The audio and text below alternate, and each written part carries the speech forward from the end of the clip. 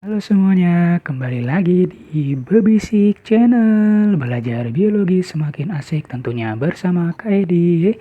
Oke, kita mulai ya. Nah, kali ini Kak Edi akan ngebahas materi tentang pencemaran lingkungan. Jadi ini materi setelah ekologi ya, kalau di kelas 10 ya. Yuk langsung aja yuk masuk. Kita bahas dulu dari pengertiannya. Pencemaran lingkungan itu apa sih sebenarnya? Yaitu masuknya zat, energi, unsur, atau komponen lain ke dalam lingkungan yang menyebabkan ketidakseimbangan lingkungan. Ini aja kata kuncinya, kamu lihat ya yang kakak garis bawahi ya. Ada sesuatu yang masuk yaitu asing ya, dan dia menyebabkan ketidakseimbangan. Gini logikanya, kalau kamu dibilang kamu tuh tercemar tuh, kamu sudah salah pergaulan. Kenapa? Karena kamu bergabung sama teman kamu yang salah atau yang kelakuannya buruk gitu kan.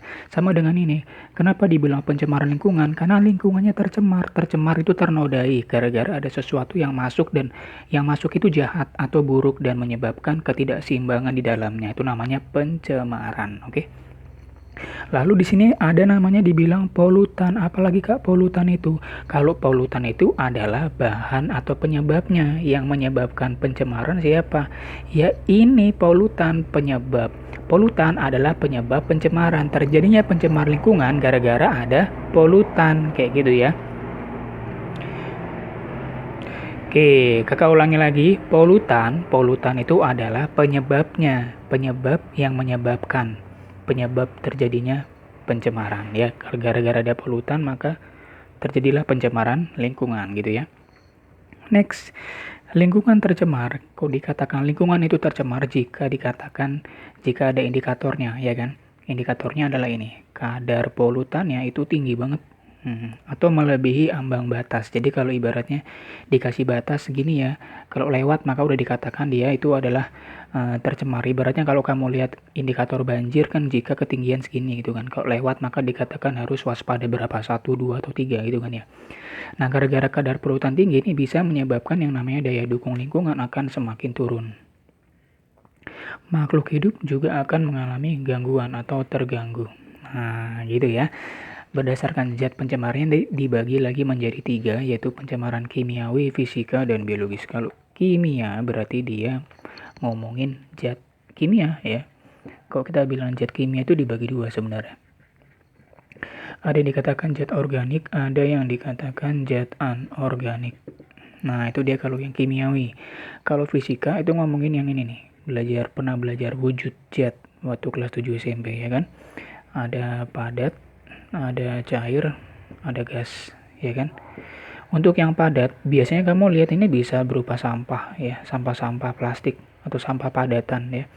Kalau cair ini biasanya limbah-limbah rumah tangga ya, atau limbah industri, limbah biasanya ini.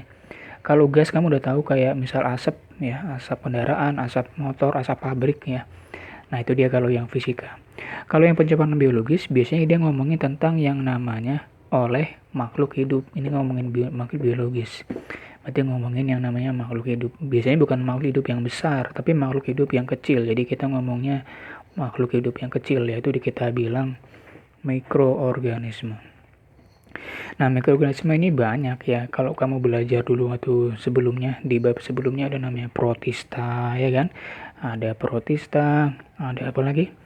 Ada virus, ya kan? Ada bakteri. Nah, ini jadi kajiannya atau cakupannya mencakup protista. Kebanyakan penyakit kalau yang protista itu dibahas di bagian yang protozoa. Kayak malaria itu kan protozoa. Virus kayak corona, bakteri ya, banyak. Itu dia kalau yang pencemaran biologis.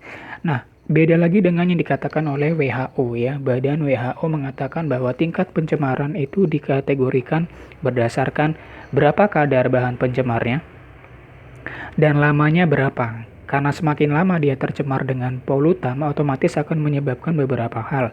Yang pertama ini nih, iritasi. Iritasi ringan yang mengenai panca indera, misal mata, hidung, dan sebagainya. Dan menyebabkan juga kerusakan ekosistem. Misal nih, mata perih. Mata kamu perih gara-gara kena asap motor. Itu kena nggak? Iritasinya ringan. Tapi kalau lama-kelamaan rusak juga ya kan. Kemudian yang nomor 2, reaksi faal. Faal ini banyak yang belum paham bahasa faal. Faal ini nama lain dari beberapa reaksi-reaksi yang terjadi di dalam tubuh, atau kita bilangnya fisiologis yang terjadi di dalam tubuh. Kalau semakin lama terpapar dengan zat tercemar atau polutan, otomatis akan menyebabkan sakit kronis, misal kanker paru-paru dan sebagainya ya. Kemudian kematian lingkungan. Kalau semuanya udah parah, otomatis banyak yang sakit kemudian mati, dan yang mati bukan cuman manusia tapi juga semua makhluk hidup. Jadi makhluk hidup semuanya akan mati dan tidak seimbang lagi ekosistemnya ya. Kemudian berdasarkan tempat terjadinya. Tempat terjadinya ini berarti dia banyak. Ini nanti kita bahas di selanjutnya ya. Tempat terjadinya itu ada yang namanya, yang pertama itu yang paling terkenal itu adalah air ya, pencemaran air, kemudian pencemaran tanah ya. Kemudian nanti pencemaran udara sama pencemaran suara. Cuman yang sering dibahas biasanya kalau di ujian yang 3 ini ya, air, tanah, udara. Kalau suara nggak terlalu sering dibahas ya. Ini yang the most sering keluar di ujian biasanya. Oke, nah itu dulu untuk penjelasan pencemaran lingkungan ya. Silakan di review lagi nanti kalau mau lihat awalnya yang mana. Oke.